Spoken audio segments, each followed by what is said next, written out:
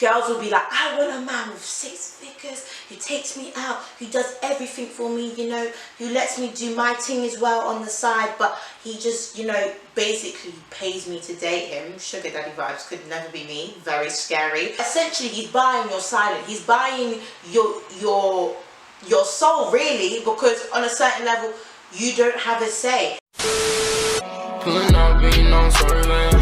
Bad bitch, but you know I'm curving. Run it up like a nigga earning. Gotta check, now a nigga smurfing. Pull up in a rose, I she wanna roll. Everybody talking, but they coming to the show. Hey guys, welcome back to my channel. It's Isabel and we're back in the building, in the gap. Okay. Before we begin, make sure you subscribe. Why? Because I upload very good, amazing content on this channel. If you're looking for a laugh, if you're looking for advice, if you're looking for a vibe, you're in the right place. So in today's video, I am doing yet another reaction / advice video on Blue Therapy, the show on YouTube that everyone seems to be watching. I just want to get straight into it. If you haven't watched my previous advice / reaction video, I will leave it in the cards above and you will be able to watch it. So yeah, without further ado, let's begin. I'll tell you one of my biggest problems. He's kind of denounced our cultural foods. Oh. Yes. So he has issues with the fact it's oily. Even though he eats ice cream and he has takeout, he finds it too heavy. You don't have to eat it during the week, but on Sundays, for example, we can have a dinner. We could have some African dishes and that's one of the reasons he actually fell in love with me, my cooking. And all of a sudden now it's too fresh or it's too heavy and it's too fatty. There's too many calories in these dishes for him. The first thing I'm going to talk about is just about culture and food and expectations and all of that kind of bracket, which was kind of covered in the beginning. People bond over different things. Some people really bond over their cultural differences or cultural similarities. Some people bond over like job interests or hobbies, and clearly on this side, one thing that brought them together was their culture and being from the same country and same background. Now what's happened is throughout the relationship over the 3 years, one person has become less attached to their culture. If you don't want to eat what I'm cooking, you can cook for yourself. In today's society, women, we are getting jobs, we are doing our thing, you know. We're not just housewives, we're not just at home. If I'm working, and I'm obviously keeping the house clean, and I'm also catering to my man and I'm looking after him, and if there are kids involved, I'm also looking after the kids, and you don't like what I'm cooking or you want your food to be made a certain way, you can make your food. Like, you can actually make your food and that's no issue there. But don't come now and tell me you don't like this, you don't like this, and you want specific food, especially when the food is unseasoned. Are we okay? Why should I now punish myself, live a life of bland, unseasoned food? I'm not going to be cooking 2 different types of meal because you don't want to eat the food. No. He explained why he doesn't want to eat traditional food and African food. And because it's unhealthy and it's this and you'll become fat. I love my achike poisson braisé mon futu. It's about balance and it's about compromise. She's not saying every time you come home we're gonna have a big feast of African dishes, because yeah, you're gonna be big, you're gonna clog up your arteries, it's not gonna be good for you. She's saying once a week or even every once in a while we can sit down and have a meal and enjoy our culture, because that's something you should be proud of, because that's something that you two connected on. But when I met you, you were yamming the food. And this is the problem within relationships. People evolve and people change, but they don't want to compromise. You've just gone all one way, but then you expect your partner to now be following you and cooking these bland meals. No, it's not gonna run, not in this day and age. So Jamel told me that he was training a client. Sure was. Actually, he wasn't. He was just at his boy's house. Now, he wasn't actually doing anything wrong, but you said you were training a client, but you were at your friend's house. It's just little things like that.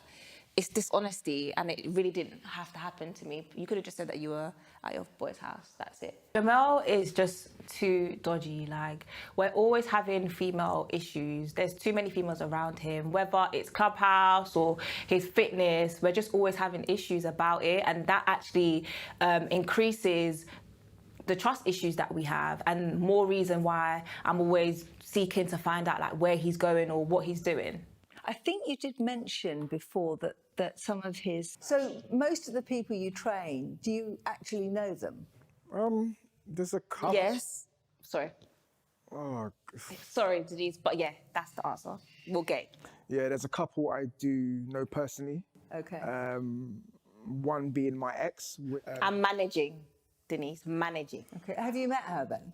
Yeah, I mean, we've crossed paths, and she seems nice. So what's the issue? I mean, the issue is that I don't trust you, so that's the issue there. Oh, but she, the ex, is okay. Okay, so from that clip, I'm going to talk about like trust, social media, boundaries, because you know I love to talk about boundaries. First of all, if you have to lie unprovoked to your partner and there was actually no need, you should not be with that person. First of all, you should never lie. You should always strive to be honest, you know, be good people. But if you are a pathological liar or you lie to somebody and there was no actual reason and you weren't, like, it doesn't make sense why you lied because the truth would have been 100% fine. You should not be in a relationship with someone. You should not be with that person because clearly there is some sort of I don't respect you enough to tell you the truth. That's how I would take it anyway. Because if the truth isn't bad, then why wouldn't you just tell me the truth? You know what I mean? When you get into a relationship with someone, they had a life before you, yeah? When you meet somebody, they had a life before you. And how they met you and blah is, you know, how you guys get together. Whatever a person is doing before they meet you, you technically should not have an issue, or you don't really have a place to say anything. Now granted, there are obviously some exceptions. If you're going to the club every night and you're there hooking up with bare girls and flirting and blah blah blah, as soon as you meet someone and you're serious and you want to settle down, you're going to cut that out. What I'm talking about mainly, I'm talking about work environment, I'm talking about family, I'm talking about friends, okay? If you met him and he was working with multiple females, you knew what you were getting into, and you can't now expect, especially when it's work related, you cannot now expect him to just say goodbye to his clientele and move them away. You know, now granted, had you met him and he was mainly working with males, or there wasn't many females in the picture, and then throughout your relationship all of a sudden all of these girls are coming out of nowhere when before it was predominantly male, then I think you're not out of place for feeling a certain way and voicing your opinions, because whatever happens before, more time you can't really talk about it. But if things are happening and changing throughout the relationship, you need to be like, yo, okay, what's going on here, and voice that is making you feel uncomfortable. I don't know what the solution is, but you always have to voice how you feel, because one thing I don't deal with is passive aggressiveness. I feel like a lot of people in this generation are very passive aggressive, or they say they're okay but they're clearly not. And very clear from this whole entire show is people don't know how to let things go. The way I would like to operate in a relationship when I finally get into one, yeah, okay, if we have an issue and there is a problem, I voice it. Then we have a conversation, we either agree, we either disagree, but we come to a conclusion. Once we've come to a conclusion, we forgive and we move on. Cool, I'm not saying now you have to forget every single moment and every time you've had an issue, but you forgive and you move on. When you're bringing up stuff from the past which your partner believed that you resolved, clearly you haven't resolved it and you've held onto some type of resentment and some type of issue. And it's like really and truly now, every time you're having an issue, you're just piling it on top of the other and you're not actually moving forward. You're just on top of the pile. So now when the argument comes in or there's a problem, you just want to, oh, we're going to use this, we're going to plug this, we're going to take this, which is not conducive in a healthy relationship. Now, when he started talking about the ex, when he said he manages his ex or he works with his ex, listen, like I said, people have different boundaries. People are okay with certain things, people are not okay with certain things. Me personally, I can't lie to you, I cannot lie to you. I wouldn't want you working with your ex. No, I wouldn't. However, if I met you and you were already working with your ex and it was a platonic relationship and nothing has happened, I can't be mad. I can feel away, but I can't really say anything, because at the end of the day, if the relationship is over and you two are not involved with each other beforehand, that shouldn't change when someone's added into the picture. Where the problem lies is when you break up but then you're still like talking, but you're flirting and you're still fooling around and doing some type of rubbishness, and then you meet somebody and then it's like, okay, now I'm in a relationship, I'm going to stop talking to you even though we've been broken up for a while. you know? That's when it becomes a bit sketchy and a bit of a problem, in my opinion.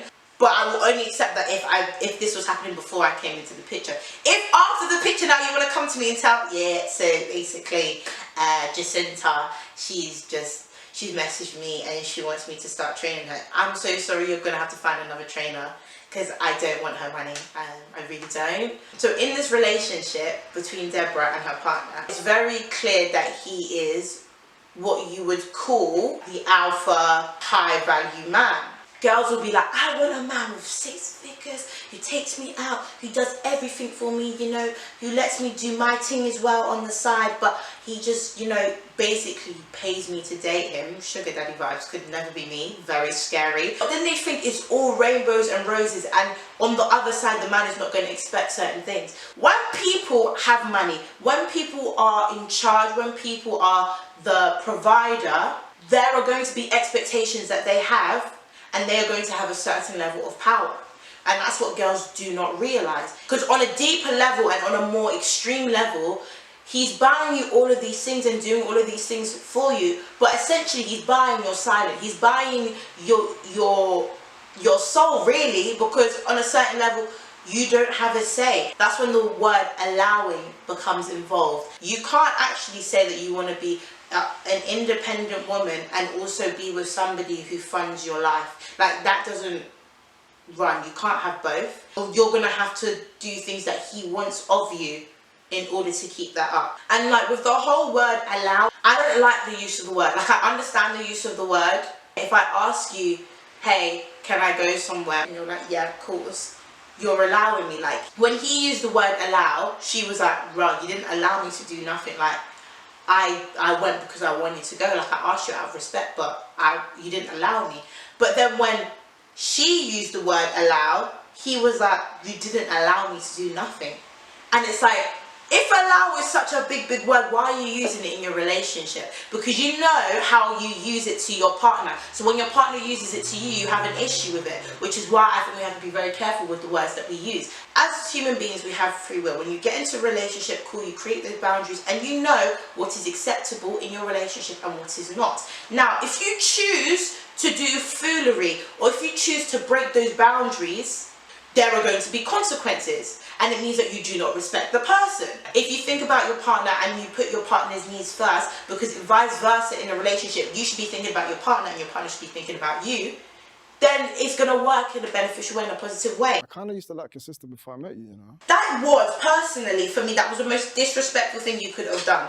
Like, I don't understand why you would say that. The worst thing somebody can do to me is embarrass me. I don't know why, but embarrassment is something that I hold to a very high level. Do not say something that you know I'm not going to like. On what planet would you say that I found your sister attractive before I started talking to you, and I'm going to be like, wow, okay, that's cute. How do you think as a woman that's going to make your woman feel? Your woman should feel like she's the only one for you. You're the only person that I see. I don't want to be with no one else. You are the person who needs to reassure her and be like, yes, I love you and you are beautiful. If you don't give her that reassurance and other people are giving her that reassurance, what do you think is going to happen? What do you think is actually going to happen? Then it's like, okay, do you want to do that? I'm going to say something that I know you're not going to like. And then it's boom, playing fire with fire, who can hurt each other more. And that's not what a relationship should be about. How the heck am I going to be vulnerable when you told me you like my sister? What kind of foolery? At the end of the day, if you're not the person doing the lifting, then you're not the person that's going to kind of look into or calculate the weight. So in other words, I'm fat.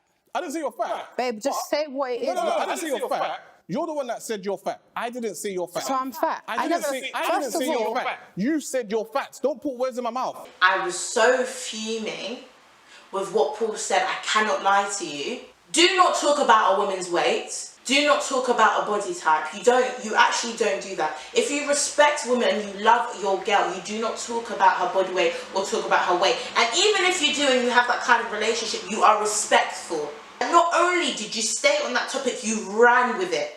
You absolutely ran with it. You clearly felt a type of way about how she looks physically. There are certain things in a relationship that you do not talk about to other people or in front of other people out of respect for your partner.